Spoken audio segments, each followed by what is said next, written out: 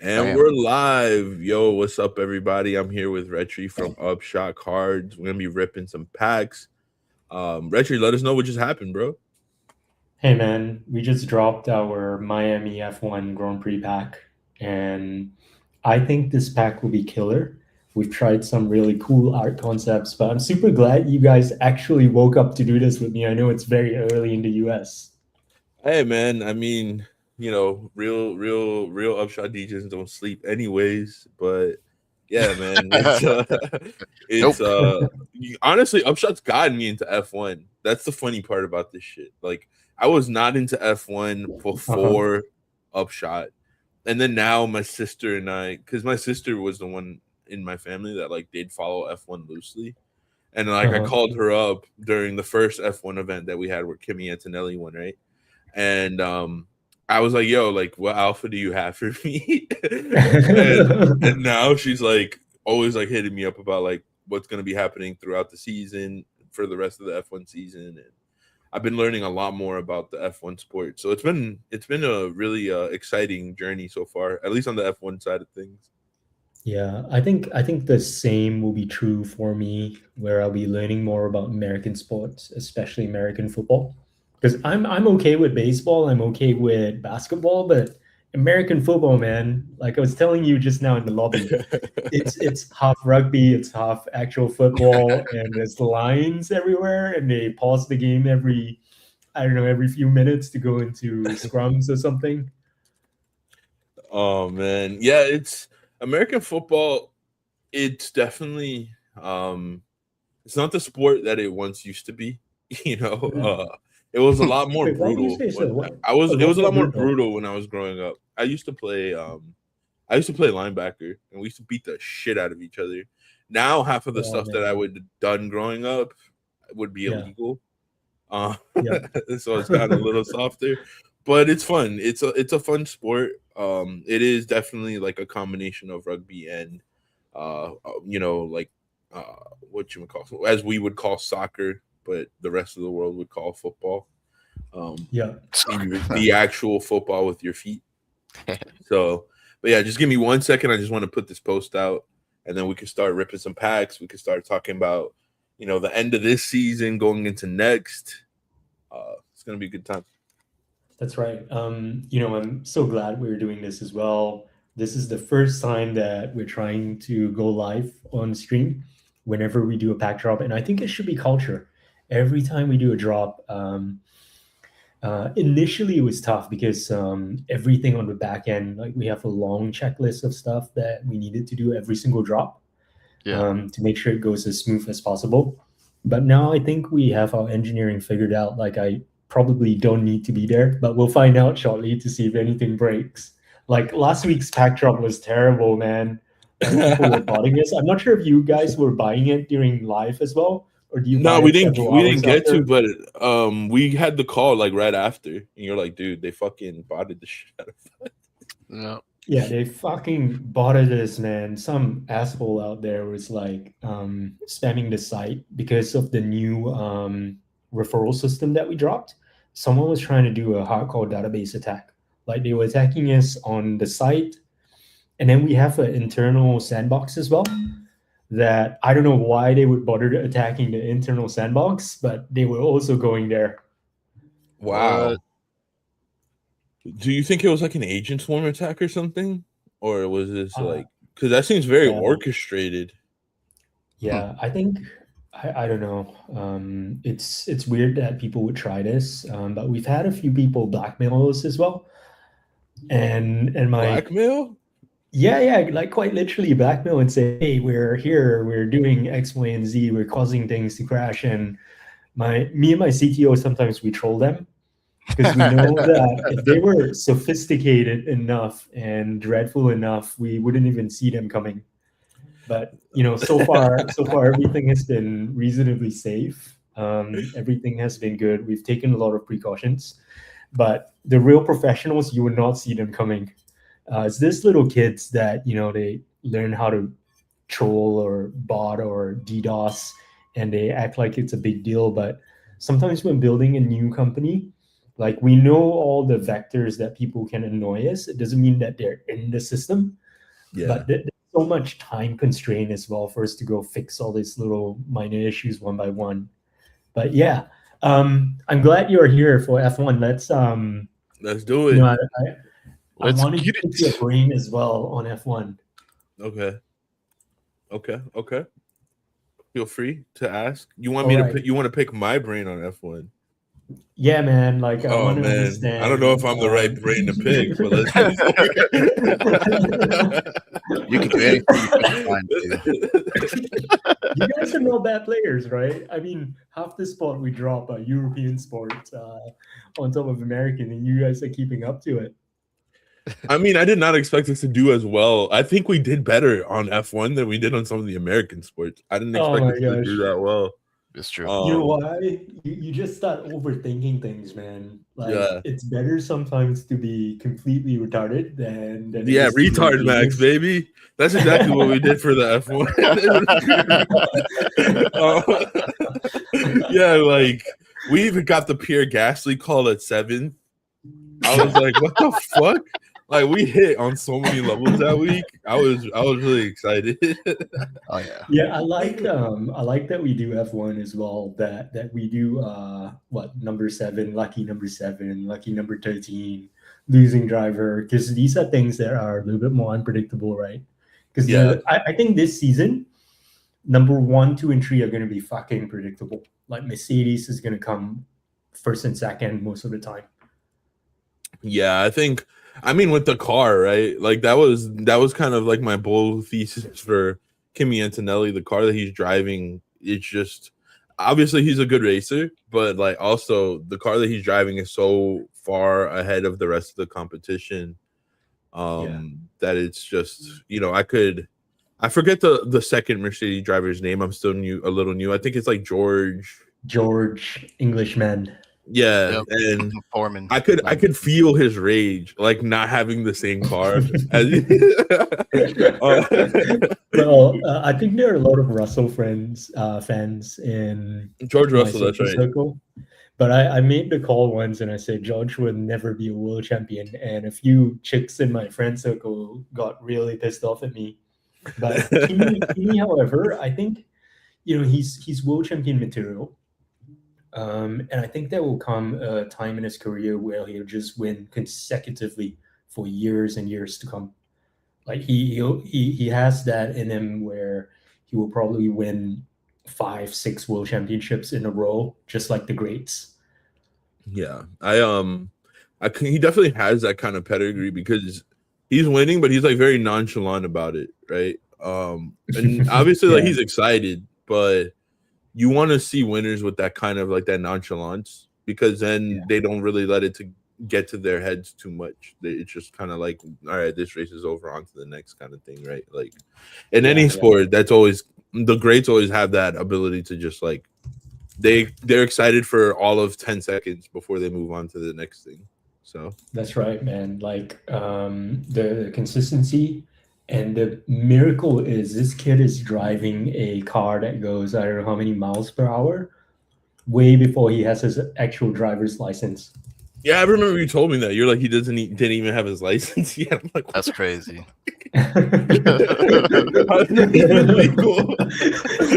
He's winning all these seasoned veterans.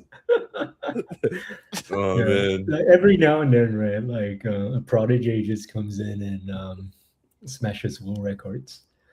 How long have you been watching F1 for? To be honest, maybe in the past 3 years or so. Okay.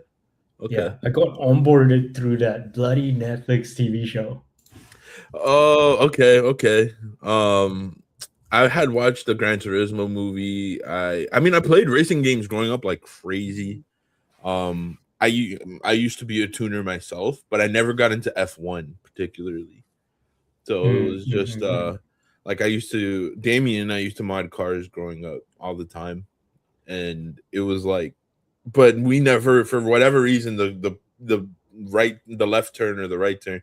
Well, it's F1, so it's a right turn because NASCAR is only left turn. Yeah, you guys drive on the other side of the road. The right turn into F1 like never happened. So it's kind of just it's been cool, kind of having someone that can kind of show us the ropes as we get into this, and I think that's just, like a similar thing with us in like soccer/football, right? Like Clouds is the soccer quant of the team because he's the one that's like, yeah, he's the one that's like definitely a lot more knowledgeable in the sport where I have zero fucking clue. Like I played goalie growing up, I was good at it, but it was like very smooth brain. It was just like, oh, what happened? Is he from Denmark? Clouds? No, he's from Cuba. Cuba. Oh man, he has this very unique accent about him. Yeah, I didn't pick up that's Cuban. Yeah, it's he's Cuban. I mean, there's like a lot of European roots in Cuba, so so not every Cuban sounds the same. Pretty much any Caribbean doesn't sound the same. But yeah, he's Cuban, and he's been the one that's like been putting us on to like the different rules of the game and how the cards and how things would resolve and how it would make sense.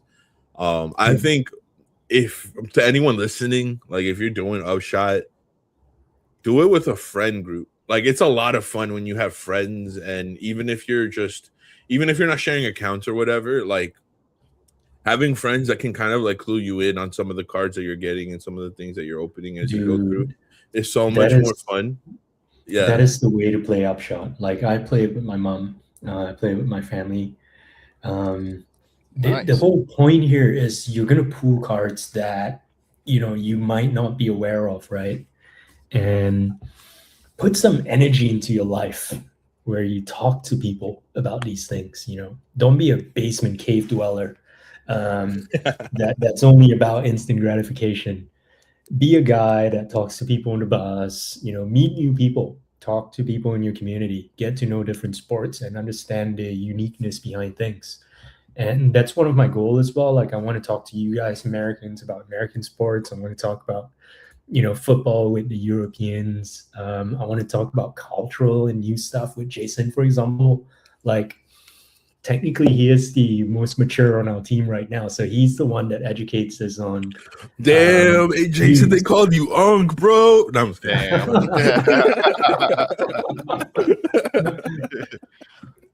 Someone's got it. Hey, let's open the packs, man, before all the good cards goes away. I bet you if you refresh, I think the number would have dropped as well if you refresh the screen. Yeah. Give me 1 second. I just want to shout out Clouds in the chat, Max, Lucky, Sersky. What's up, everyone? And yeah, Max, definitely, playing the game with friends is always important. And share, like, I guess anyone that's in the chat right now, if you've done Upshot before, like share kind of like a good moment that you've had playing the game, or like a time that you needed to like reach out to like one of your quants. Like everyone has been identified as a quant in my friend circle, right? Like if you know some shit that I don't know about and I'm playing Upshot, you're officially my quant for that topic. It's all right. I can't claim to be a quant in any particular sport, but I can be your Upshot. Holy shit! You guys have sold 300 in the time we've been on this fucking stream. Yo, I gotta get some before we run out. All right, for the culture. Someone drop my invite code in the chat. all right, let's go for the culture. Let's go. For the culture, let's go. We're gonna buy 10 right here. Buy 10 right there. Let's go for the culture. All right, we got. Do we do one by one or do we do multi-pack? What are we doing? Let's do one first. At least we can narrow our focus. Come on, get some nice instant wins. You guys ready? Calling it. All right. Boom. Yo, the animations are so fucking good now. You guys done such a good job, man. Oh, I'm glad you like it. All right. How do you normally reveal, guys? Do you go one by one, or do you? We go one. So the way that we typically do this, we'll do the show when we're doing the recording, is we do the first packs one by one, and then after like the first like 3 or 4, we start doing them all. Yeah. Okay. All right. No. Oh, Antonelli, Piastri, and Antonelli, Russell. Piastri, and Russell.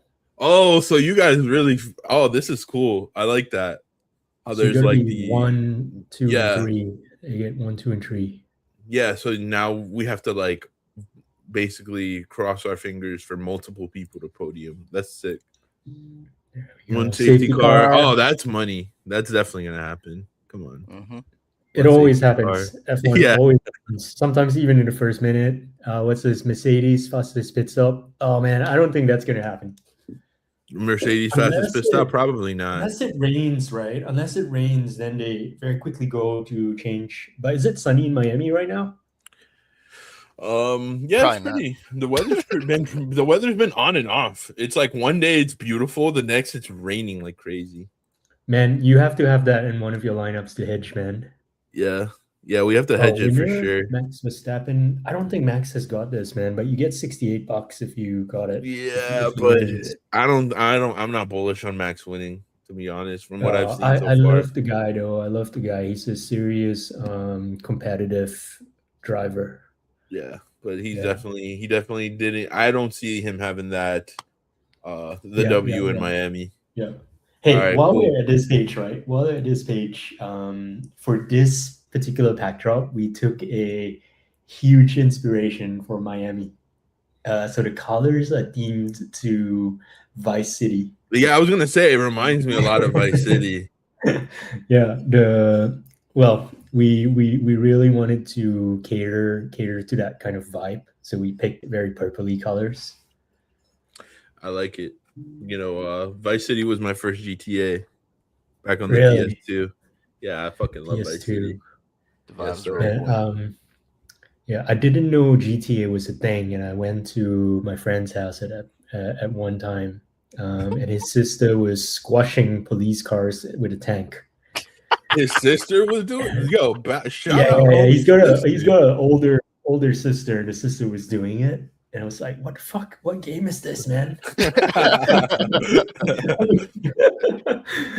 Bought it the next day.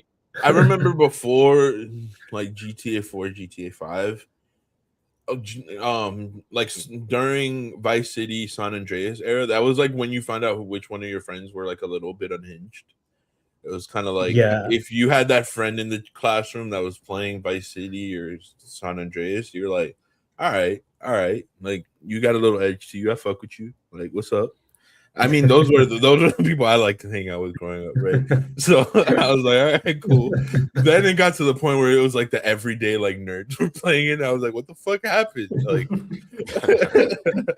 what the fuck happened? We got fucking desensitized to violence. That's what happened, man.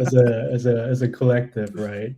That's but okay, what are you guys thinking of right here? Are you going to use this lineup? 1, 2, 3, 4. How do you normally play? Do you open more and then start? We'll open more, and then at the end, we'll kind of just like look at all our cards and figure out what we want to do, right? Like there being no definitive results. I want to sell that. I don't think that's gonna happen. Probably, I'd rather get the gold. Max winning. It's kind of one of those things where it's like, I don't think he's gonna win, but then it's like $68, so it's like, do you want to just hold it just for like the long shot play, right? Fafo. Safety car in Miami, that's gonna happen. If I can buy more of those, I would stack up on these for the gold, right? Yeah. And then Antonelli, Piastri, and Russell, like all of them hitting the podium, that's kind of hard, you know. It is quite hard, right? Like so. But actually, they all have good chances of hitting. That's a good card, actually.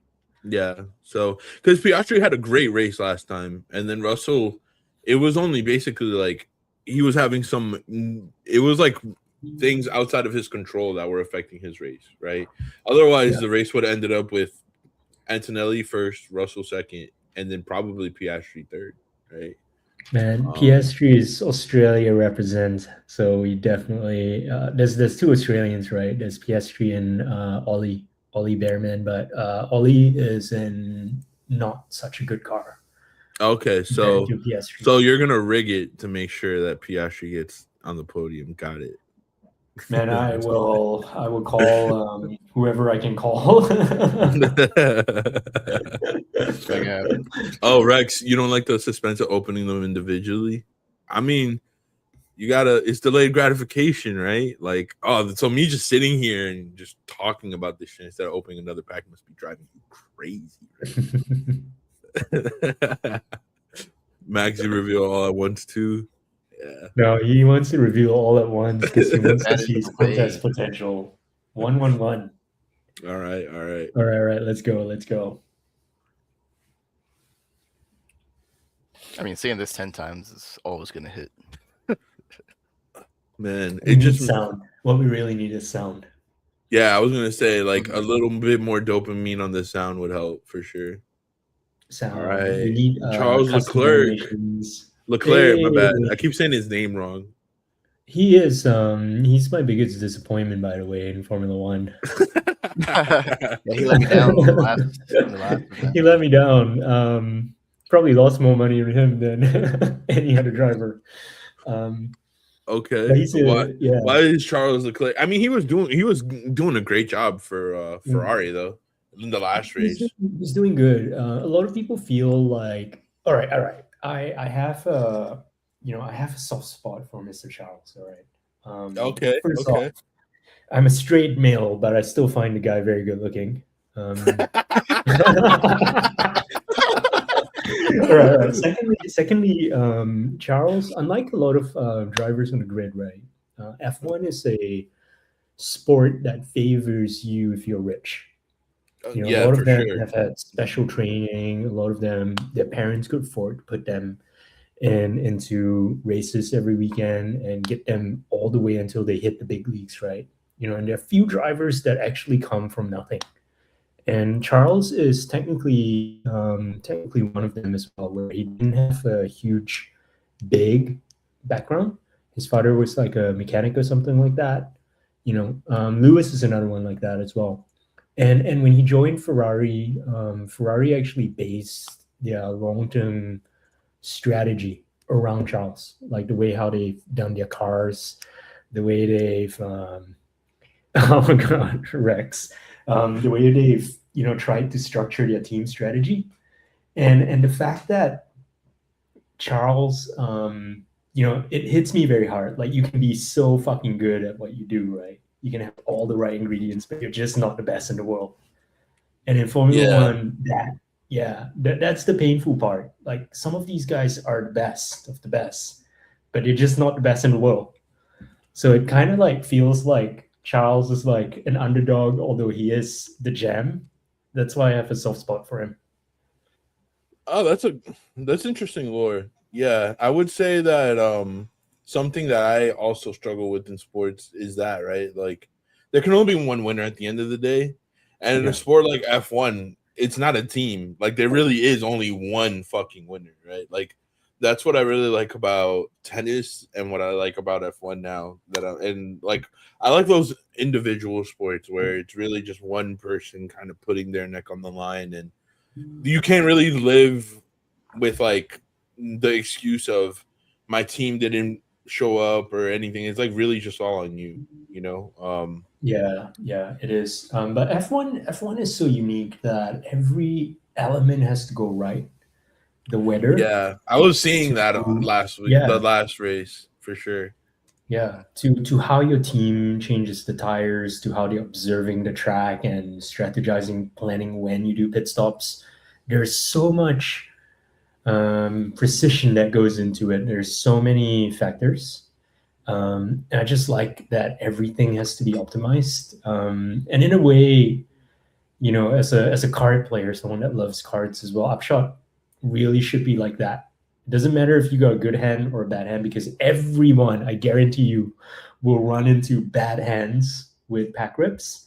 But the fact is how everything is structured, right? It means that as long as you optimize each hand, there's a shot that you will win, because all you have to do is outperform everyone else on the market. You don't need to be 100% correct. You just need to outperform. I will say that is true. I used to play a lot of Yu-Gi-Oh growing up, kind of a Yu-Gi-Oh sweat. I wasn't like competitive in like a ranked system, but I used to play in all my local tournaments for like Yu-Gi-Oh boxes and shit, right? And You're a big champion, man. What do you mean? this guy. And really, you're always playing that mental game of like the game against the opponent and the game of yourself, right? Like you're trying to figure out like, all right, I'm just gonna play my game the best that I can, and then kind of hope that everything falls where it needs to, where the chips need to fall. So it's like you get to know your deck. Like in Yu-Gi-Oh, like I could make decisions on my deck within fractions of a second, just because you end up playing it so many times that it's like it doesn't matter. Like you've prepared for all the other decks in the game. You know exactly which counters you're gonna pull at what time. That's where right. with Upshot, I've noticed like a very different. I really like, and it also frustrates me at time, which I think is like you always want a loop that's like a little bit frustrating, right? So this isn't, but take this as feedback as however you want it, right? It's like as I'll be going through the process of like ripping the packs and I start strategizing and I start thinking of things and which card do I want, who do I want to attain. Like, for example, the F1 week, no one was selling anything Kimi Antonelli related, like at all. No one. I was losing my shit because I wanted to hedge. I wanted to get more leverage on it. So I'm like, I think we need to pay people to start selling your cards very soon, man. We need to pay people to start selling. Because I was losing my fucking mind. I was like, yo, how do I get more of this card? Because I know this kid's gonna win. Like I just felt it, right? And I kept telling the guys in the group chat, like I had programmed a bot, not like a buyer bot or whatever, like an agent, to go and scan the marketplace to tell me if any Kimi Antonelli cards ever came available. Never happened. I was like logging into the website like every few hours, checking, and I was just like, fuck, how do I get exposure? Like I need more exposure. I was losing my mind, but it's kind of like it's an interesting game. It's an interesting loop, right? Because that's part of the game. Like sometimes the other players aren't going to sell, and then you have to maximize like what you're doing with the cards that you did get, right? But I'm not gonna lie, like I was so angry, like I was FOMOing so hard. I was like, I need more cards. That was that day, that was that week where someone sold like a $100+ golf cart on the marketplace, and the person that bought it won. Damn. I remember you telling us. I remember you telling us that. Like, and he was so excited as well. This member, he was so excited. He was screaming into Discord, like, "Who the fuck sold this card to me?" Like, I don't know. This person probably knew nothing about golf, or that person used AI and the AI was hallucinating because the card was a good card. But hey, your hand here, right? You can actually build like a chaos hand. Okay. Yeah, like investigation happening, pit stops. P1 getting sprayed on. Yeah, fuck yeah, that's gonna happen as well. That's gonna what do you call that? That's absolutely gonna happen. Everyone sprays the number one winner, especially if it's Kimi because he's rookie. Yep. Yeah, we're looking good, boys. We're looking good. But I don't know about Hamilton coming into an incident because he's a very clean driver. Yeah, I don't see that. He looks very controlled on the track. Yeah. This Max Verstappen, however, Max is frequently one to cause incidents, and he always gets away with it in a way where other people have problems with their car, but he knows, he's so precise that his car keeps going. And all right, another thing to note in the F1. Annoying. If you go off track, right, and if you overtake people off track, it's actually an offense, and you get deducted time. You get time added to you for doing that, right? Okay, but if you observe every driver, they avoid going off track. But Max will calculate, and he will go off track a lot of times. even though he's going to cop the penalty, and he'll make up for time as the race goes on. That's which an to me interesting is strategy. Very interesting Right. strategy, right? He would just make that sacrifice. That's a chess player right there in racing terms. Mm-hmm. That's gotta love it. I'm gonna drop this link into the Discord too. We're live with Rich. Yeah, we should do that. I know we're supposed to have a moderator on stream, but let's organize that. I'll be more organized this coming week. Nah, man, no, it's no worries. We're doing some chill stuff. It's not like we didn't like heavily promote leading up to it. This is kind of just like a random impromptu one for the culture, man. Like for the culture, right? Absolutely. We should do one. You know, I was telling my team we should do one where we get someone new to come on every single week. Every time we do pack drops, let's invite a random founder or random guest on and see what happens. That'd be cool. Yeah. Hey, if I were you, I would keep that Hamilton card as well. $77 is actually, I don't know, what are the chances it actually have? Oh shit, it went up to $81. It went up. Yeah, how many packs are left, man? Let me go check. We're gonna lose our screen, but I think we covered everything. We covered Charles Leclerc, Hamilton. I don't know. It's like, could I try to maximize this and sell it? Yeah, but like, what if he does crash and then I'm out $80, man? Like, I don't know. Man, make the bold call, man. I'm gonna make the bold call on stream right now. He's Kardashian cursed. He's Kardashian cursed. He's gonna crash. We got plenty of shots already. Kardashian curse. Oh my god, that's like the 5th time I've heard this week. By the way, he's Kardashian curse. Bro, I've been saying it since the first. I've been saying it since the first F1. All right, so anytime a Kardashian or a Jenner dates an athlete, their career falls off.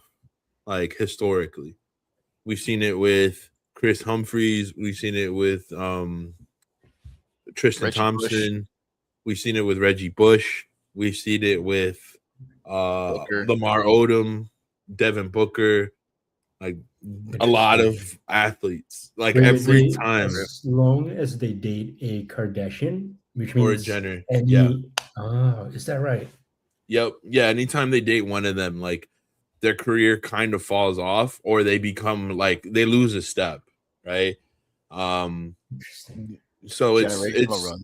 Yeah. Why do you think it happens? Is it because I think it's just the distractions, man. It's just the distractions. Like dating someone of that level, right? Like when it comes to like fame and all that shit, it's like you're constantly being invited to parties, you're constantly having to go to events.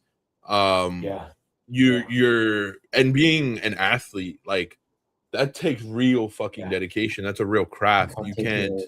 You cannot take your head out of it. So it's like, even if you think you have control over it, because I used to work in the entertainment industry as a creative director, designer, right? And don't get me wrong, I wasn't fucking partying with the Kardashians every weekend or anything like that, but it's a very small it was a very small industry. So it's really like it's really easy to like just hear the stories of everything that's going on. And it's just this lifestyle where you're constantly being exposed to things, and you see like artists that get into that circle, like even musicians it might happen to, but musicians aren't affected as deeply because party environments and social environments actually kind of give back to the music, right? If you know how to like channel it properly. So musicians do it better because alcohol is a very good exactly. Yeah, because like when you think of people like Travis Scott, Kanye West, like some of the other people that have been involved in those circles, their careers didn't necessarily take like that big of a hit. Where if you're an athlete where your body needs to be optimized, essentially, like your mind has to be in it. You can't be like, 3 days hungover or, high, like doing, I mean, I know a lot of athletes smoke weed, but depending on the sport, you need to be like mentally locked in, Hey, Izzy, now that you have that theory, right? You should collect all we're going to have a bunch of Timothée Chalamet cards come to market very soon. So you can bet against the guy with that theory. Well, that was the thing, right? We had the Oscars card, packs, and we were all bullish because we thought he did a great job in the Marty Prix movie, and then he pissed off. That monobrow in that movie. then he fucking pissed off like the entire like ballet and fine arts industry, and I know to a lot of people it didn't make sense. Like it wasn't a big deal. But if you grow up in New York, fine arts are actually such a big part of that culture when it comes to like being a thespian and things like that. Because I grew up in New York, and in New York, like even if you go to I've been to really nice schools and I've been to really bad ones, and the one thing they all had in common is you have to play a fine art instrument. Like it's So it's like I'm gonna get clowned on here, but I have done ballet in like kindergarten, first grade, like that type of shit, and then I played band and orchestra, right? And in New York, like they take that shit so seriously when it comes to the fine arts. So for Timothy to like piss everyone off, like a few days right before the awards, I know they said that the votes were already locked in. Nah, dude, I'm pretty sure that's why he lost. Like, I don't care what anybody says. The fine art cabal goes deep, man. We're talking like centuries back. Like influence, the kind of shadow hand that runs the industry. That kind of like the cabal. fucking like the fucking like John Wick. Like you know how there's like the High Council. Like there's ballet references in that shit for a reason. You feel me? Oh man. Oh, that was a good. Let me open another pack before I turn this into a conspiracy theory podcast. Oh my god. All right. Oh man. Show me what you got. All right, I'm gonna do this for Max and Rex. We're gonna do reveal all cards, right? Max and Rex, you know they're cousins, right? Max and Rex. They're cousins? What? Yeah. Max and Rex. If it's the same Max and Rex from Discord, then yeah, they're cousins. Oh, that's cool. Well, your mom's like coordinating on it. Like I'll name one Max, you name one Rex. Like you guys like it like matches and shit. That's cool. That is cool, right? I hope so. All right. What's going on here? Max unleashes a blistering lap to take pole position. This is a high chance of happening. Yeah. But the thing is, a lot of cards with high chance of happening, 250 points is actually reasonable as well. Oh, I'm all in on this. Is anybody go buy more? No? Okay. Kimi Antonelli unleashes elite pace to clock the fastest lap of the race. Just with the car, man. Like, that's going to happen. Mercedes finished first and second. Let's go. Yep, man, I wanted this. Legendary as well. I wanted this. How do we know if it's legendary? Mizzy, do you know now you can pin your right here. Cards? You know you can pin your favorite cards to your dashboard now? I did not know that. All right. I'll show you how to do it after this, and you can pin all your Kimi cards across the timeline. Fuck yeah. And then I'll post it. The winning margin is between 1 and 3. Nah, man. Kimmy's going to win by like 10 seconds.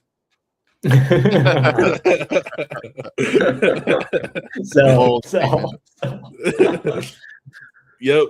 All right. This was like a full like Mercedes Kimmy fucking hand. Yeah. It's $7. Everyone knows it's gonna happen. Exactly. Oh, this was the money hand right here. Let's go. Yo, Max and Rex, you guys gave me good luck. What's up? Are they saying you've got the money hand right here? Oh, you guys are brothers. Max and Rex are brothers. Oh, sorry. I thought you guys were cousins. Brothers, eh? Oh, so the mom was definitely like phonically mixing. Yeah, coordinating that. That's cool. Max, Rex. Yeah, like is that like my mom wasn't that clever.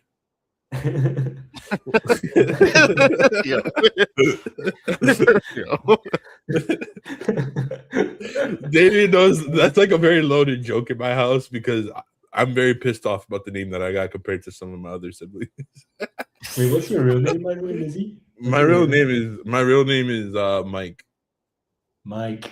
Hey, Mizzy's cooler, man. Mizzy. Yeah, exactly. Yeah, because my name is actually Spanish. Because I'm a mix. I'm Puerto Rican, Dominican, and Korean, right? And Korean. That's like a nice combination, man. How did the Korean get in the mix? fucking, you're gonna. I wish I knew. Unfortunately, the Korean side of my bloodline isn't a part of my life. Oh no, it got But- diluted out. Yeah, my dad totally yeeted. But my stepdad was Korean, so I still grew up with like really strong Korean roots. Yeah. And but yeah, my mom, she gave me the Spanish name after my grandfather, which is Miguel, which translates to Mike or Michael in English. And I went growing up, they used to call me Miggy, because and then I switched it to Mizzy as I got older because it felt cool. Yeah. So Mizzy is like my What's real your life name? nickname. Like my sister calls me Miz. Yeah.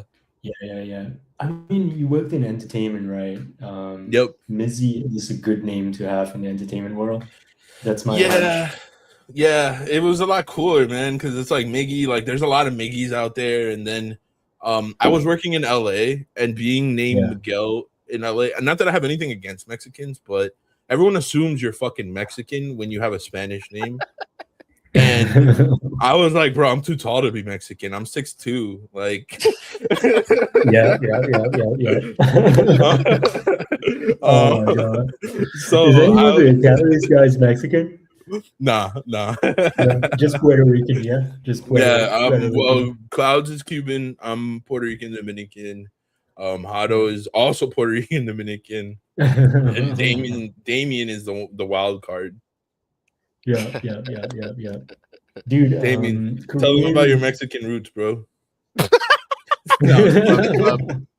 Mexican roots. I'm actually Guyanese, but I have Irish in my bloodline as well. Irish, yeah. Guyanese and Irish. Interesting. Blackest Irish guy you'll ever meet. Yep. Somewhere Damien, by the way, for anyone in chat, Damien and I are like brothers. Like we've known each other since we were 10 years old. So yeah. Dude, don't joke about it, right? I know some Irish people. All right. I had a friend in university. She was Irish. And we were chilling out under a porch that was shaded. And she still got fucking sunburned.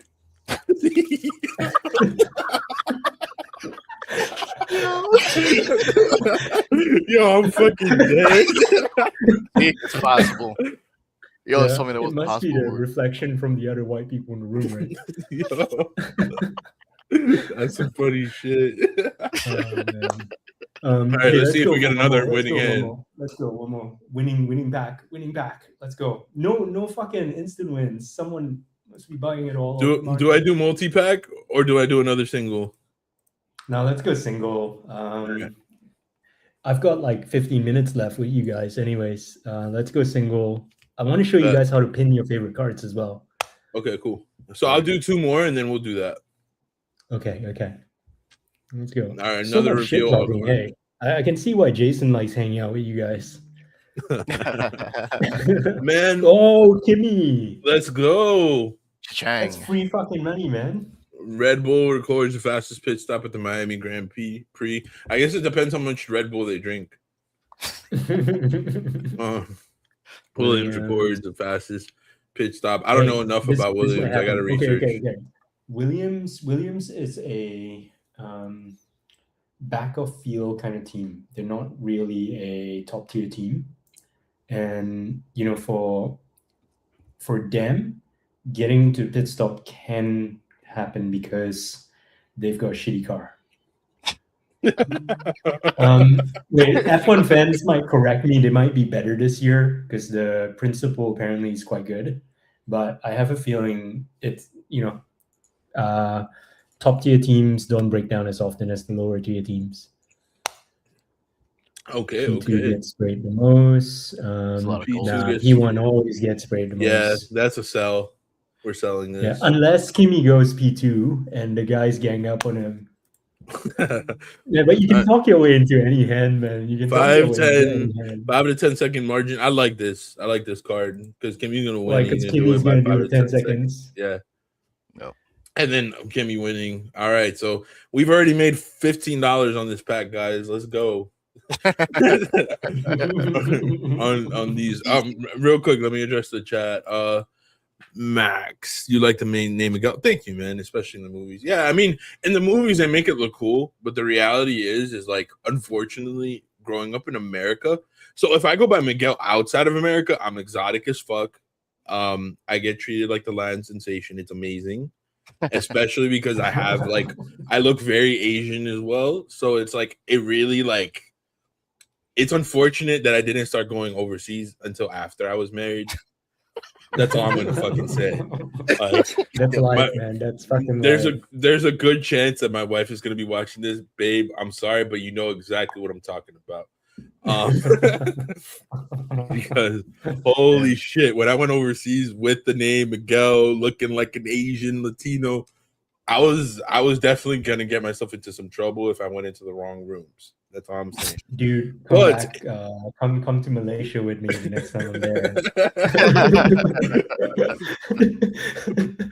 But in America, when you have the name Miguel, and you have, and I'm not like a political person. I now care about politics for the sake of prediction, but before that, are you serious? A little bit, yeah. I've never given a fuck about politics. I mean, it doesn't help, but your sitting president is entertaining as fuck. It's great.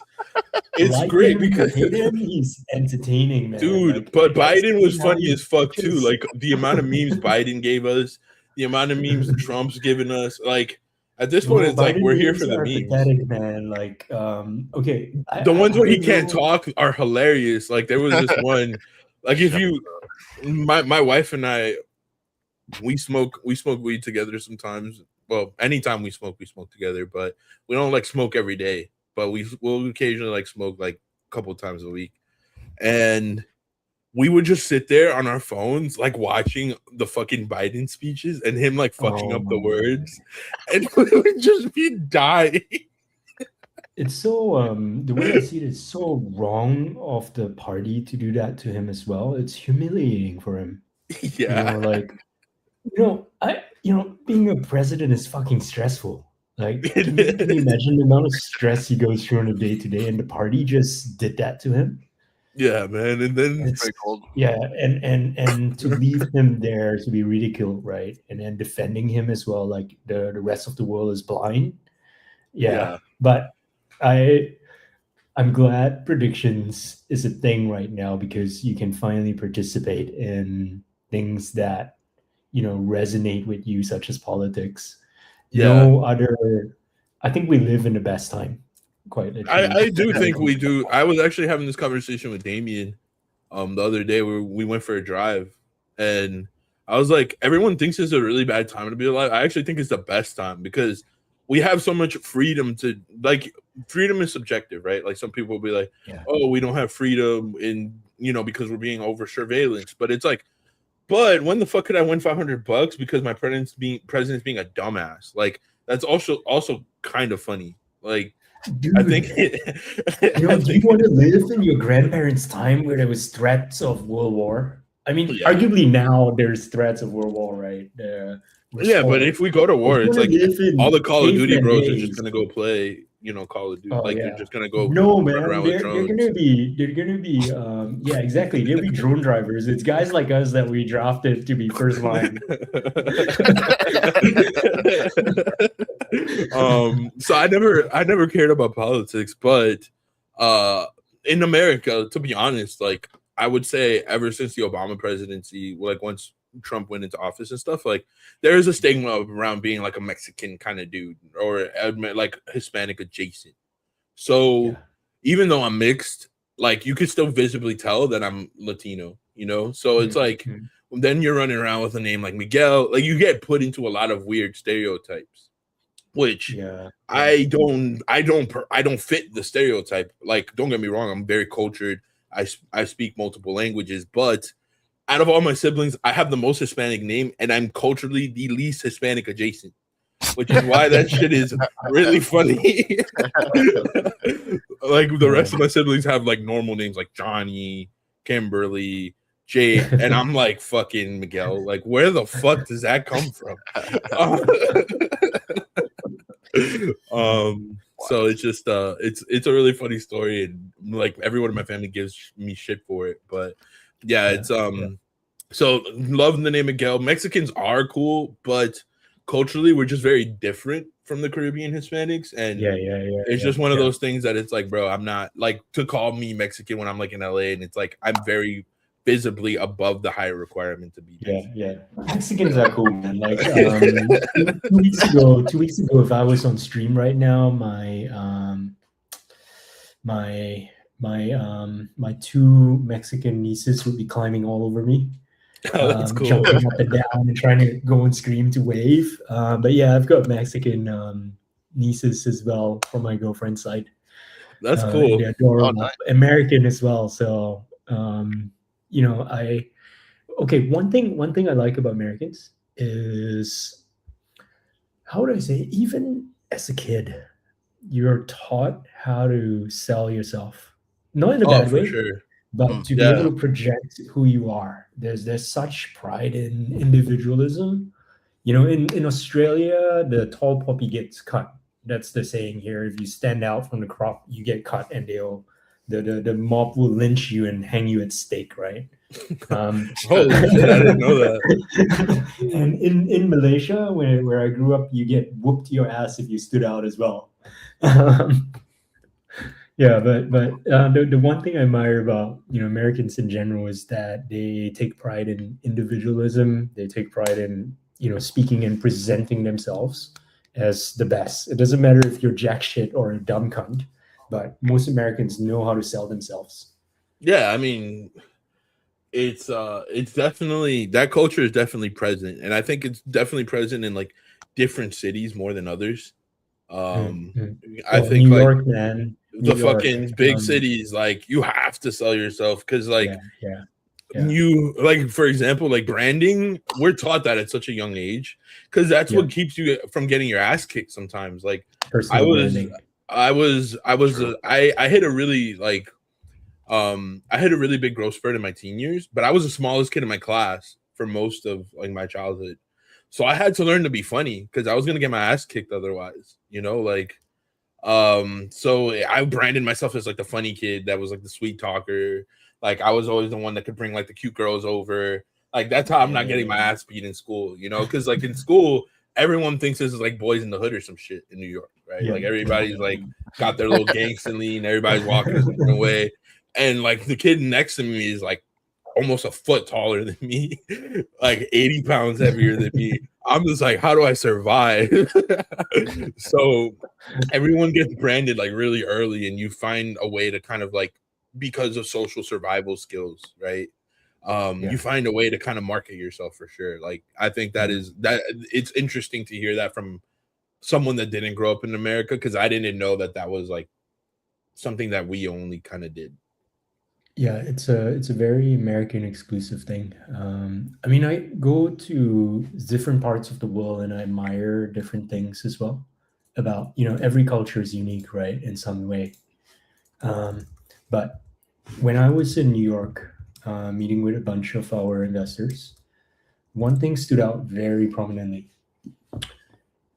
The first thing is that there's a sense of urgency in the air in New York. There's a sense of ambition with hope, which is, you know, unlike any other place in the world. It's pretty contagious, actually. Now, here's the difference, right? You go to, say, Korea, for example, or Singapore, or even Shenzhen in China. There's that sense of ambition in everyone that walks the street there, because everyone's working hard, they're hustling, they're moving fast, right? But the aura of hope, it's not quite there. Yeah, which I found very interesting, very fascinating to observe as well. But hey, let's go for one more pack before I need to jump. I need to jump in soon. What? All right, but you got to tell me, like, growing up in Malaysia and Australia, right? Like we got to get into that. Shit. Yeah, man. You can't just drop that shit and expect me not to talk about it. All right, reveal all cards. I could go a lot about my childhood days, etc. Maybe save it for future streams as well. All right, let's do this. Let's do this. All right. Cash cards. Boom. Boom. Let's see. No instant wins today, fam. Lewis, do you think Lewis would get pulled? Sell that fucking card. Yeah, man. I don't think so. Dump it. I don't think so, man. I don't think he's gonna deliver pole position. Maybe just not on the track. PS3 first incident, dude. I would hold this card to spite Dr. Ian, who plays Upshot a lot, and he's a PS3 fan. All right, Dr. Ian, we're gonna clip this and tag you in it. This is for you, buddy. Ask for his Twitter as well in the chat later. Yeah, Dr. Ian, I'm sure you've seen him around. Dr. Ian, this is for you, buddy. We're gonna hold this just to spite you. I'm starting the Upshot Wars now. We're gonna hold this, and when it comes true, we're gonna spite you. We're gonna shove it up your ass. He's such a cool guy, by the way. He's a medical doctor who said, "Fuck that, I'm gonna be a gamer." That's sick. It sounds like my kind of dude. No, we should totally have him on stream someday. For sure. How, if we want to have someone different on stream every week, we should totally invite him. Yeah, I think that's a great idea. 0 safety cards. I'm selling this. Fuck no. We're definitely getting at least 1 safety card. Ferrari fastest pit stop in Miami. I don't know enough about Ferrari's pit stop game. What do you think, Richie? Fastest pit stop. This one, no comment. Fastest pit stop. Nah. They're too good to stop first. We're selling that shit. Unless it's a weather hedge, right? But you're saying Miami's weather has been unpredictable. So you could build like a chaos hand as well. Like, when submitting the lineups, build a chaos hand because it doesn't cost you much. Like it costs you $5 to build that hand. But if it does happen and you're hedged properly, then all the cards that are very high scoring just come up and you can just totally snap that number 1 position. Ironically, I think most of our hands in the contest have been chaos hands. Interesting. Yeah. Have they been winning though, or? I mean, the last one we won. We won a couple. Yeah. I think this time we're gonna go for a more balanced approach, but yeah, the last one was definitely all chaos hands. Dude, I like barbell approach. Yeah, because we were looking at Punk Monk, and I feel like all Punk Monk's hands are like chaos hands. Punk Monkey, he's good, man. He's a good player. Like he knows how to. If you look at, we need to do breakdowns for leaderboards as well, to show how different people play. Right? He is one. Yeah. He's a player that optimizes contests very well. Yeah, we were paying so much attention to him, like, because we're like, fuck, dude has how many hands, and he ends up with so many hands that are like in the top 20, right? And we're just like, fuck, like, how do we learn from this guy? So we were studying it, and it seemed like he had a lot of chaos hands. So we kind of, but I think like now that you mention it, he probably does take like a barbell approach, but it seemed like he was just like trying to rack up the points, and if he hit 1 or 2 cards, he was still getting like a winning hand. Right? He's a good player. He understands lineups very well. He understands probability very well. And I think he's a very good trader as well. Just good at trading. But he's also he's a very hyper competitive guy. He does message me a lot as well whenever he spots some formula off or how we handle the odds. He's very sharp at that regard. Well, shout out Punk Monkey. You've definitely been noticed by the community, man. Like your fucking leaderboard gameplay speaks for itself, my friend. If you're ever down to come on stream, like we should totally get him on stream. If we ever get that chance, we should totally get him on stream. There's a few Upshot players that I really want to get on stream. Oh, for sure. Bozzy as well. If you know that account, Bozimic. Yep. Yeah, Bozzy. we've seen him. He's good, man. He's good. I know why he's good as well. Like our engineers do track his account because we just want to see what players are doing, right? Like how they are thinking about things. But he's a good player. Yeah, I need to lock in more because Dude, not to dox you, Buzzy, but everyone can see you on the leaderboard. But he cashes out a few $100 very often. I need to log in more, man. I need to log in more. And he's not the biggest spender. That's the amazing thing, right? There are players that spend a lot and they're not, the best. And there are players that spend such a modest amount and they're getting outsized return. And it makes me very happy when people are doing that. I'd love to see that. Hell yeah, we should definitely get I mean, since we're gonna be doing this, I guess we should announce this, right? Because we're just like casually talking shit, but we haven't actually announced it. So for everyone that we're gonna clip this as well. We're officially gonna be, we've already been partnered with Upshot for quite some time. We're gonna take kind of like the next step of that and live streaming every single pack opening, pack drop, all of that. So that way we can make sure that we drive like the right amount of hype and culture around all these pack drops. Upshot's been selling out packs within hours. I think it's going to get even faster. We're going to start seeing them sell out within minutes. So at this point, we've become great friends with Retri. We have our boy Jason that's been on the team that connected us, and we just want to push the culture forward. So it's going to be exciting. For the culture, man. For the fucking culture. Hey, are you guys going to go to Comic-Con? When is it? July. The reason I'm asking is there's actually a huge surprise for the entire community. Like I think Jason, we've had this conversation before with Jason in the call as well, but we're not announcing it yet. But there's something very exciting happening on the horizons in the next 2-3 months. Oh, okay. Yeah. Okay. So be ready if you want to go to Comic-Con and meet both me and Nick on the team and shit talk with us. Make your way. I definitely want Comic-Con Las Vegas. Comic-Con San Diego, the mecca of nerds. That's where nerds make pilgrimage. The Nerd Comic-Con, July 23rd to 26th. Yeah. All right. Nerd one. Don't go to the normal Comic-Con. You have to go to the nerd one. All right. Hey, I do have to jump. Let's go through pinning your favorite cards. Actually, if we can go jump to your profile. Let's go. Dashboard.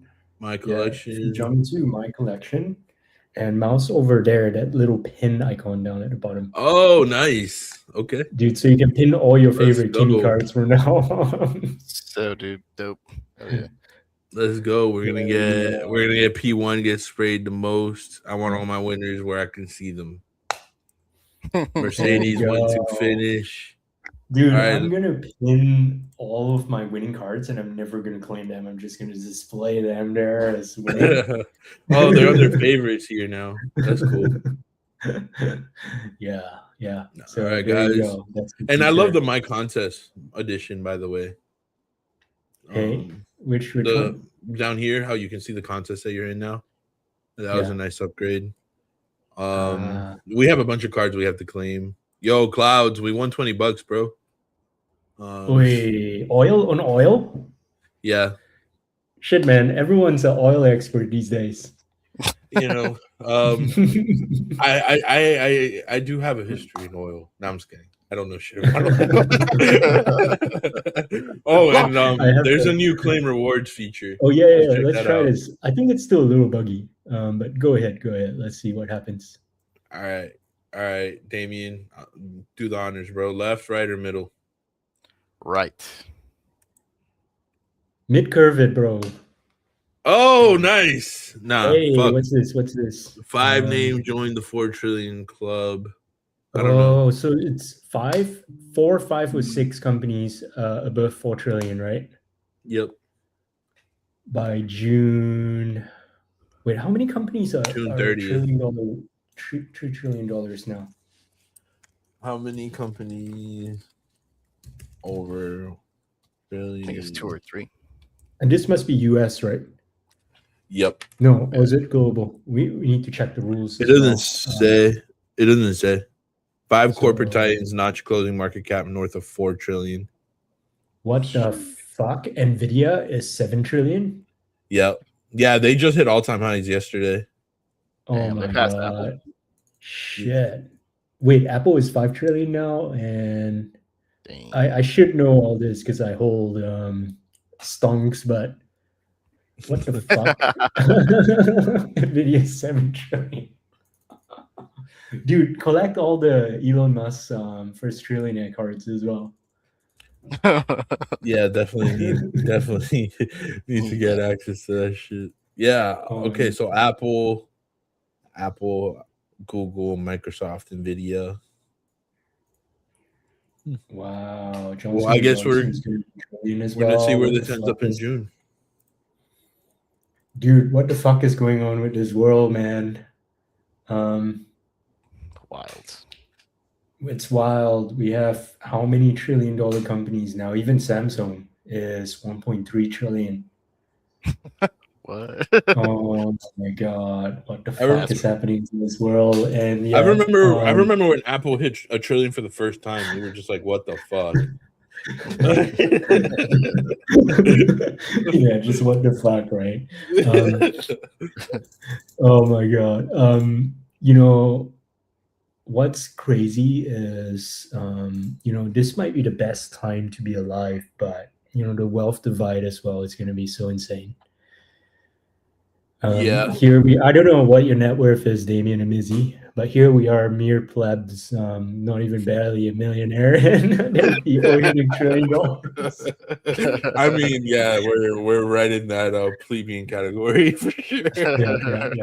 But the good part is, with modern life, like I wouldn't want to be a fucking caveman. Like my toes would get stubbed, just walking on stones, and then I'll die from a fucking infection, right? Yeah, Like, man. I would rather be a middle class, lower class kind of guy in this era, play cards with my friends, hang out on the internet, talk to people who are literally called punk monkey on the internet. Life is cool, man. Life is cool. I mean, similar, perspective on, at least on my side. Like, it's we could have been alive during the era of like the fucking plague or any of that shit, right? So I mean, I have a life where I wake up, hey, it's 11:11. Good shit. Right. I have a life where I get to wake up on a fucking Tuesday at 10 a.m., rip packs with my boys, and then I'm gonna go and do a bunch of cool shit after this because this is what I do for a living, man. So I mean, life is fucking amazing. Am I a billionaire or a trillionaire? No. Will I get there? Maybe. Who knows? But Who knows? at the same time, like today is a great day. So I'm chilling on that. We need to have $1 million card on Upshot. I think the grail tax for this pack, let me double check. Because I remember looking at it just now. Upshot X edition. Some of the cards there are $300, man. Shit. Nice. Yeah, man. You guys are doing a lot of great things with the prize pools from some of that grant money and just the way that we see the packs go up every time that people buy packs. So it's really cool. Because we'll be like, hey, wasn't that like $50? And then we'll like look back and it's like at 65. Hey, that's what we want. On Upshot, prizes only go up, actually. We're trying to design a system where prizes should only go up. The only thing that should drop is your leaderboard position because someone else catches up to you. Oh, shit, 400 remaining. Yeah, I mean, this is gonna sell out here pretty fucking soon, man. Yeah. Shit. What surprised me was how people love F1 as well compared to a lot of other packs. And I think that's a stigma that F1 packs are just better. I don't know, man, because I look at the numbers behind the scenes, and a lot of other packs are pretty good as well, value wise. But maybe people feel like F1 they have an edge in compared to any other sport. I feel like F1, I think psychologically, even though I'm not like an F1 expert by any means, I think it feels safer to bet on. because mentally you don't feel like there's as many variables. Interesting. And it's like easier to wrap your head around. Like, will this racer win? Yes or no? Will there be a safety car? Yes or no? Yes and no. Like, it's very like to the point, and it's really easy to wrap your head around. Where, like, for example, when we're doing like NCAA, and I fucking love basketball. Like, basketball is my favorite sport, but there's so many variables I have to start accounting for. Oh man, Right? NCAA is complicated, man. Like, Yeah. well done to the people who were winning during that period. Well done. It's Yeah. pure skill. We Like, we did really yeah. well, actually. Yeah. I remember We, Jason with some outlier card as well. That was so bizarre and so entertaining to watch. Yeah, it was definitely something where you had to be locked in. You really had to know every team's construction, where their strengths and weaknesses were, who was better at the 3-point, who was better on defense, what players were responsible for what skill set on each team. Where I open an F1 pack and it's like, will Charles Leclerc win? Yes or no? And the answer is it's sounding no. And it's kind of just like, okay, like I can do research on his history, I can do research on like the car he's driving, his team, but it's really easy to wrap your head around compared to, and I think we're gonna see the same thing with UFC, to be honest. Oh man, yeah. wait. We do have a UFC pack coming. I'm not sure if it's here. Oh yeah, there is. It's up on the store already. Fight Night Fever. Let's go, dude. I want to watch. Isn't Gina Carano the UFC fighter that went into acting? And yeah, Gina Carano is gonna go against Ronda. Oh man, so much hype around it that I would feel so underwhelmed if the fight turns out boring. I honestly, I used to be a big UFC fan during like the Frank Mir, BJ Penn era, like that whole early, like Anderson Silva being dominant. I had and Gina Carano never made it to the UFC, but I had such a big crush on her growing up because I used to do Muay Thai. Really? Why do you have a crush on her? Because of Muay Thai, or just because she was like one of the least. Did you say my type or Muay Thai? Muay Thai. Okay, Muay Thai. Yeah. She was like because when you're in Muay Thai, you see so many butchy chicks, and she was like very feminine for like a martial artist. So I had like the biggest childhood crush on Gina Carano, like growing up. And so it's kind of interesting now. Like, this was when I was like 15. I'm 31 now. So it's like the fact that she's been around for that long is crazy. So I mean, she's had crazy longevity throughout her career. I hope it's a good fight between the two of them. Yeah, I hope so too. Not to be a dick, but people are literally putting their bodies on the line. And I'm here saying, I hope the fight doesn't turn out boring.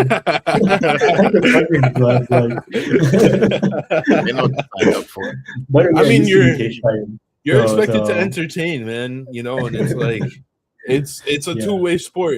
You have to, obviously, you prepare and you train, and sometimes you feel really silly because you do all this training and the fight's like 10 minutes. You know, like sometimes it's over in 2. And you trained all this time and it was over very quickly. but at the same time, like at the highest level, like the best in the world, they understand that they also have to drive asses in the seats. They also have to entertain people, right? So that's right. It's actually hard because you have to drive. It's like being a influencer, right? You have to drive traffic to sell tickets. Yeah. Then you have to lock in endorsements. And then you have to be entertaining in a ring where the other person wants to knock you out, and you have to put on a good fight. Exactly. Like, fuck, man, it's like it's a tough life. And so the early they get paid millions. I wish they got paid trillions, but who knows? The early UFC days, they didn't get paid much either. Like those guys in the Frank Mirs, the BJ Penns, the Chuck Liddells, like the guys that I grew up watching a lot, like, you know, 6-figure purses, maybe, if that, like $50K, some of them, like $30K a fight. And they're training for like 4 months, getting their fucking face split open, and then they're going home with like 70 grand. Which I Oh mean, my 70 God. grand is a lot, Yeah. but Yeah. for all No, the it's not training and how enough much you get beat up, it's like not enough to get beat up, man. It's not enough. You could make more at like how much does McDonald's pay these days? You could make more doing something that doesn't need to throw your body on the line. yeah. So But hey guys, it's been fun. I do have to jump now for real this time. all right. Thanks for We'll having speak. me. Yeah, for sure. Well, let's close out the stream. We'll close out the stream now. Awesome. We'll do Yeah, this thank again you. the next backdrop. Let's go. Thanks for coming, Retri. Appreciate you. man. And this will be selling out very quickly. So make sure, guys, if you want to get into Upshot and win some, money, win some prizes, compete in the TCG leaderboard, check it out. Thank you, Retri, for coming on with us, and see you guys next time.